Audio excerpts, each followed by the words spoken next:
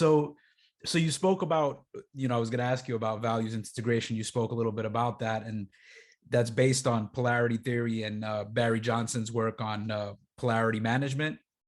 And that's this idea that, there's certain polarities, you call them positive polarities, and these aren't problems to solve. These are polarities to manage, as Barry Johnson says. And some of them are like individual and community, liberty, equality, real, ideal, competition, cooperation. You can't just eliminate one and just have like, oh, we're all going to cooperate and we're not going to have competition. So we have to kind of balance these things. I'm really curious of using this process of values integration and polarity management, if we could like do it live to apply to a specific political issue that's ongoing right now, and how this value integration would look.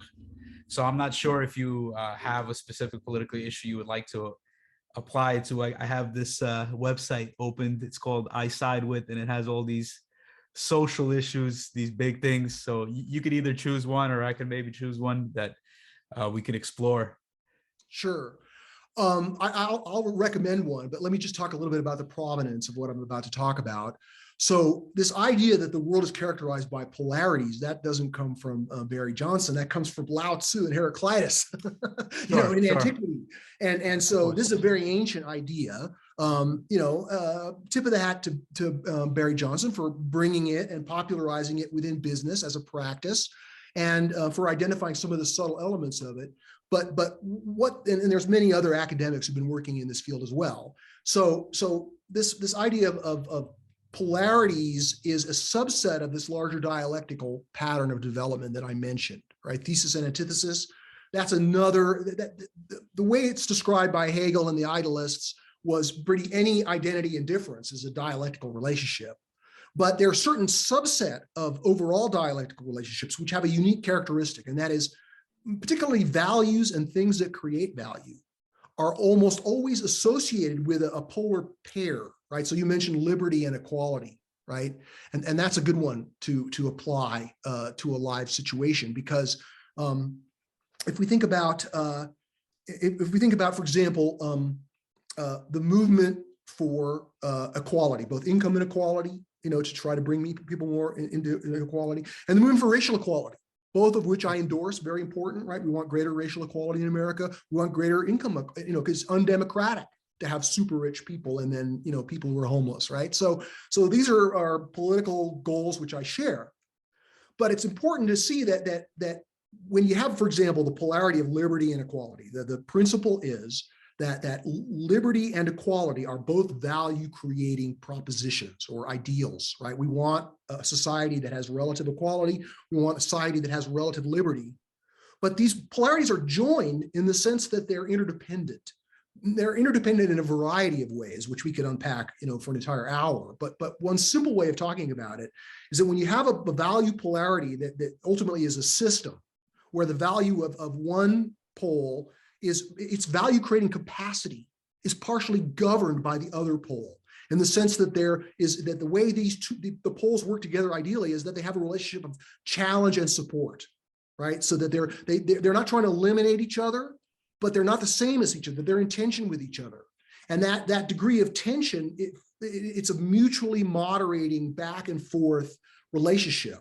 So for example, with liberty, if we were just to say liberty is our main value, we're not going to care about equality, then we'd have some Ayn Rand world, some kind of libertarian world where we had all kinds of liberty, but there was gross inequality, and there was, the people were falling through the cracks, and it was kind of a dog-eat-dog civilization that only the most doctrinaire ideologue would be interested in. So the way that the value, but liberty as a value is, of course, huge. It's the foundation of America.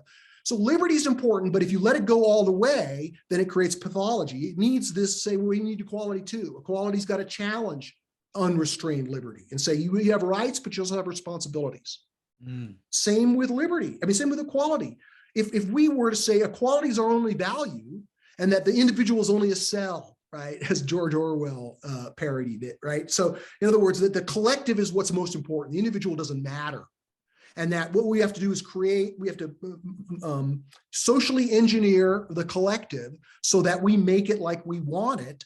And the only way we can do that is just, crush people's liberty, force them to do what we tell them to do, like basically what happened in the religious civilizations, right? Their emphasis was on equality, and there was a significant lack of liberty. That's why modernity championed liberty. But ultimately, you can only take liberty so far. You can only take equality so far. So when it comes to, for example, income inequality, you need to approach it with recognizing that the value that you're after is to have some combination of liberty and equality. So we want income inequality, but we don't want to, it would be, I would say, a disaster if we confiscated everyone's wealth and redistributed it equally. Not only would that significantly impoverish, the United States, but it wouldn't be long before the people who, were redistributed basically built up the inequality again. Because the inequality, some of it is based on personal drive and ambition and talent and intelligence and, many factors that are, God-given, and many factors that are environmental. Nevertheless, we don't want to just have a society based on competition. We want to have a society based on cooperation as well.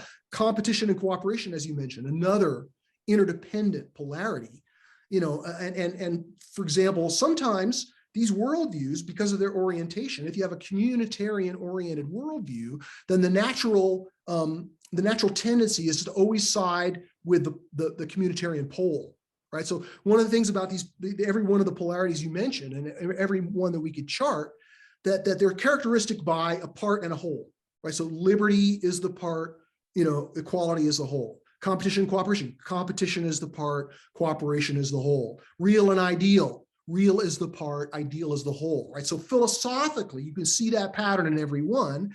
And the trend is that folks who are in an individualistic worldview side with the part, and those who are in a communitarian worldview side with the whole. It's natural, it's understandable, but with this understanding of development and its patterns and its physics, if you will, the physics of values, we can begin to appreciate that if our goal is equality, if our preferred worldview is progressive, and so the equality is more important to us than liberty, it's very important to nevertheless keep in mind that equality taken to its extremes will be pathological. It will be totalitarian. It will be tyrannical. It will wipe out liberty. And so that's part of what this kind of political philosophy can do to activists who are working for equality. It can make them more effective by helping them appreciate that if they give the nod to liberty and recognize that their own activism should be constrained by a respect for liberty and an awareness of the pathologies of equality taken too far as a value, that can make them more effective, not just in terms of their strategy, but in terms of their persuasiveness, in terms of their rhetoric, right? Modernists will feel more attracted to progressivism if they don't feel as though its end game is totalitarianism, that instead of equality of opportunity, the goal is equality of outcome, which can only be force fit, right? You can only get equality of outcome if you eliminate liberty, if you eliminate individual, differences. So, those are examples. I mean, again, we could get into, more detail about that, but just for purposes of the podcast, that gives you a basic idea of how an awareness of the physics of value, an awareness of your political activism to make the world more valuable, ultimately can benefit from a political philosophy, can appreciate what value is and how it works to improve the human condition.